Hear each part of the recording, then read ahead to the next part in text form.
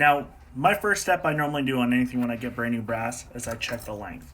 Now, I already have it pre-set up in my calipers, and yes, they're Hornady. I got them for a really good deal. That's why I got them. So I like to make sure all my brass is good to spec. Okay. And I'll go through each one of them. I won't go through each one with you guys, but just so you guys can see what I'm doing on my brass. Now, I like to stay within spec as much as I can to what the textbook is on the load data that Hornady has for this on their website. Close as I can. Now, I do have brass back here that I have been doing for other load development videos that I've already had load data on, but I've already had this brass right here. This was just recently cleaned and everything. And this has 4 firings on it. I've had really good luck with the Hornady brass so far. So let's get to the next step of full length resizing. Now the press we're using today, that I'm going to be using for all my reload videos until I get a different press sometime down the road, is the Hornady Lock and Loaded single stage press. This was actually a gift from my wife a couple of years ago. When I was working on the road, when I came home, and it was a surprise birthday gift. So I keep all my dies set and to where I need them. So all I do is scroll on the quick release lock and loaded bushings system, which is actually really nice to have, especially when you're doing things you need to go back and need to pop a primer because it didn't seat right or something like that. And like I said, I'm using the Hornady custom grade dies. These aren't the match grade. These already come pre-set up with a certain neck tension and everything, which, I've never had an issue with these dies. I don't know why everybody says that these things are junk when I have to have match grade to make match grade ammunition, which I completely disagree with, but that's just me. So my dies are already set up. Come here, we'll even verify up here with the head. Okay, it's good right there. Everything's stable, ram is solid. So we're gonna spray all the casings down with some one-shot case lube. Once again, Hornady. I have a thing for Hornady. I like like what the original Mr. Hornady Sr. is 10 bullets in the same hole. And honestly, I like that theory, and I like how he aspected that. So we're going to size a couple of these pieces of brass, then we'll go on to priming. So should be brand new. It's brand new brass, so it shouldn't take too much. Fortunately, I don't have a headspace comparator gauge yet. It's on the way. They've been back ordered for a little while on Amazon. So sorry for the vibration. The press is hooked up here. This is a new workshop we just put together, so it's balanced and put in here the way it needs to be. But in the future videos, you're going to see this on a stand system, and you're going to see the powder dispenser off the side of it and everything, so it makes it easier. So pretty much the brass is sizing nicely. I'm not going to complain. Primer pockets look good, but honestly, I go through a sizing system with the primer pockets, and I think that's why I've had such great luck with Hornady brass, where I've had a lot of people on the 300 PRC forums on Facebook and long range shooter forums telling me that they're only getting 2 or 3 firings out of the Hornady brass, and I'm actually up to 4, and it's still good. The primer pockets are still solid. So, okay. So, there's 5 pieces of brass sized. I'm going to get the other 5 pieces sized off camera. Then we'll get over to the prepping station where I will show you how I chamfer, deburr, and make sure I uniform the primer pockets. See you guys on the next stage. Okay, guys. Now we're to my next stage. We're to the case prepping station. I am using a Lyman case prep station. This is one of the best ones I found that I liked myself. easy to set up. I like the fact that it does have a shaving system here, and I can keep all my attachments off to the side. Brushes, military decrimpers, and everything else. Now, and it's not that loud. So I usually start on the inside.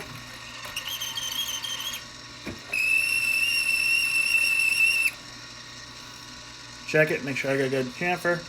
And even though it's new brass, I do the primer pocket unifier. And it makes it a lot easier for me and lets me know that I did it.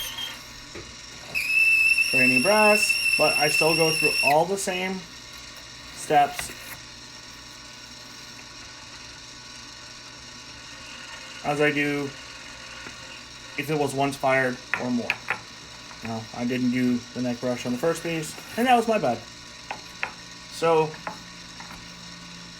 I prefer the case prep stations. It makes stuff a heck of a lot quicker, especially when you're working with 223, or if you're doing a bulk of rounds for a competition. So, this is personally my preference. This is how I do it. There's no right or wrong way to do it, actually, in my opinion. It's however you feel comfortable and how you want to do it. I've watched other reloaders on YouTube, Johnny's Reloading Bench, Bench Action, Bolt Action Reloading, and everything, do his stuff. So,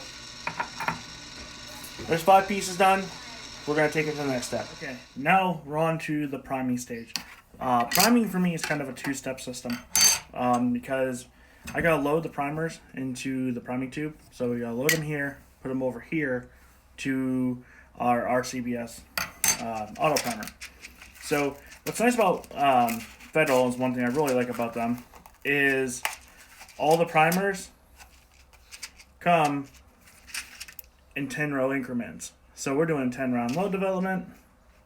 Guess what? There's 9. And I have one loose one over here. Makes 10. Now, one thing with primers, you're going to notice, especially with Federal, I've noticed this a lot with different size primers and different grades, is that there's different colors inside of the primer itself. Magnum, large rifle are purple, where in regular large rifle match are blue, if I remember right. So we're going to shake these, we're going to vibrate them. Take it. And then we take our primer tube and we just pick them up.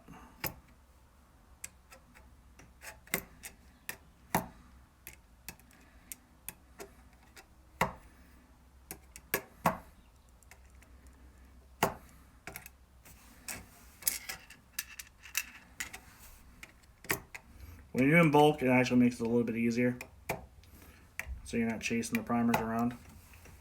So, okay guys, we're over here at the priming station. So the way this primer works is all the primers that we just did, I put here in the tube. Okay? You pull the little cotta pin out, and it loads the primers down in here. Now there's a little section right over here. I wish I could have gotten a better camera view of that for you, but I'll try again next time. And the primer goes in here. We load it into these little primer pocket pushers. And those go right in there. So what happens, you come down here, like that, loads you in a primer, seats it up, push down on the handle, seats the primer nicely. Make sure your primers are flush and below the surface. So I like this system.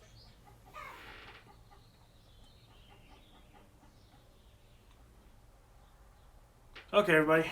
Now we're here to the fill station. This is where I fill my powder. How I fill my powder.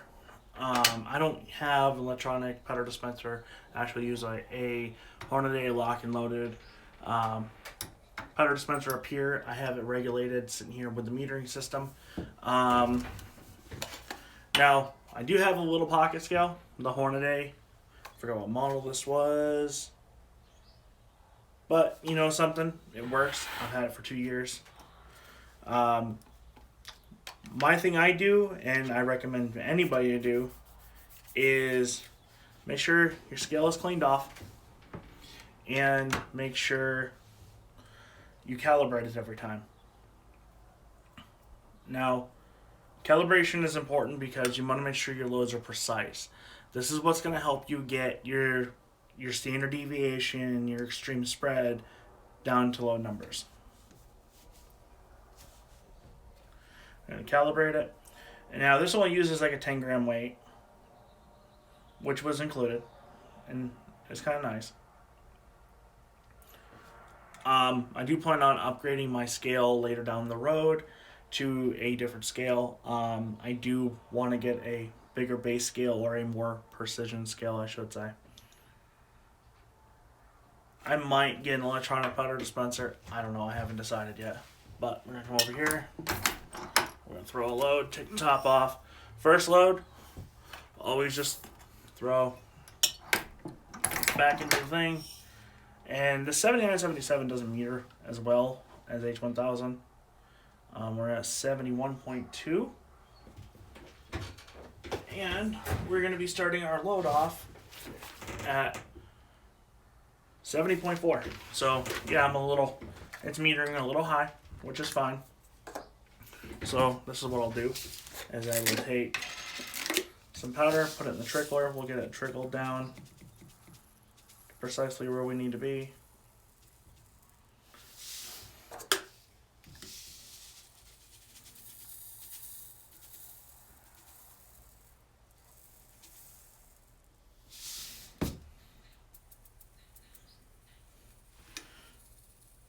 A little trick I learned a while back: use your funnel to put over your trickler. That way you don't lose any powder and trying to put it in here like the way I was before. I totally forgot about doing that.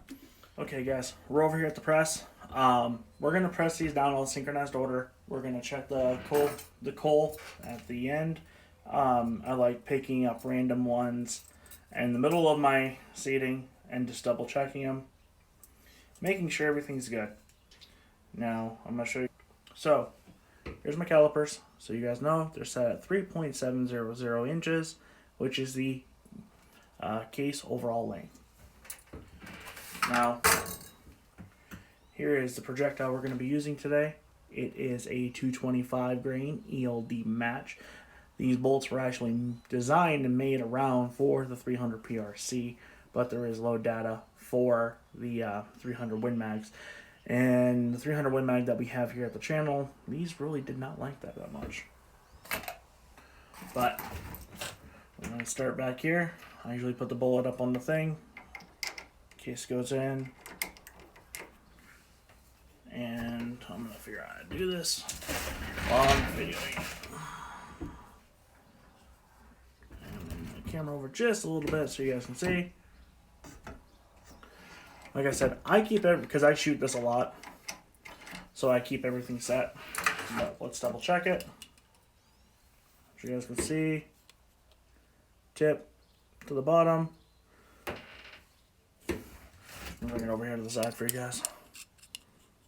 Tip to the bottom. And we might be just a smidge, maybe 500 thousandths of an inch. Okay, so to me, that's fine. I'm not going to worry about that much. So, see a couple more.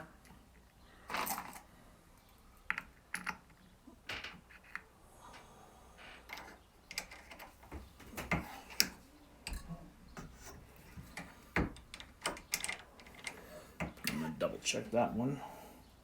Move my tripod over a little bit because it was just, the handle was rubbing up against it.